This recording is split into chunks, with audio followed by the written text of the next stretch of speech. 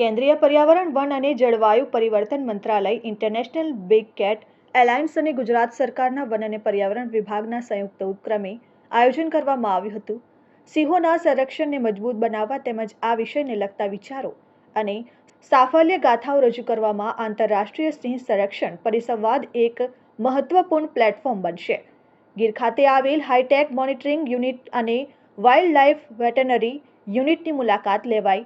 આ તકે international forest representative સહિત ગુજરાત રાજ્ય સરકાર પ્રવાસન મંત્રી મુળુભાઈ બેરા, સાંસદ પરિમલભાઈ નથવાણી, સ્થાનિક આગેવાનો, વન વિભાગના અધિકારીઓ ઉપસ્થિત રહ્યા હતા.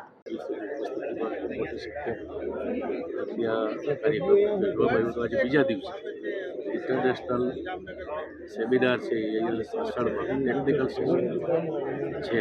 160થી વધારે ડેલિગેટ્સ આજે આ સેમિનારમાં ભાગ લઈ રહ્યા છે. ભારત સરકારના પણ વરિષ્ઠ અધિકારીઓ પણ આ સેમિનારમાં ઉપસ્થિત છે અને ગુજરાત સરકારના અમારા વન વિભાગના સચિવથી લઈ અને ઉચ્ચ અધિકારીઓ પણ આ સેશનમાં ઉપસ્થિત છે.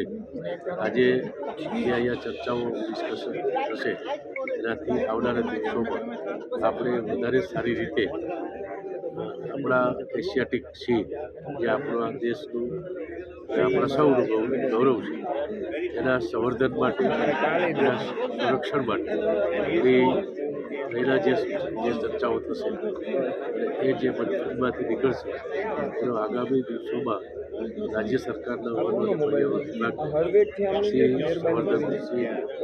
સંરક્ષણ માટે તો ખૂબ ઉપયોગી થશે. ઉદ્ઘાટન સત્ર છે એ આ ઇન્ટરનેશનલ સેમિનારનું હમણાં જ સંપન્ન કરવામાં આવ્યું. Aniruddhsinh Babariya, RN news, Keshod.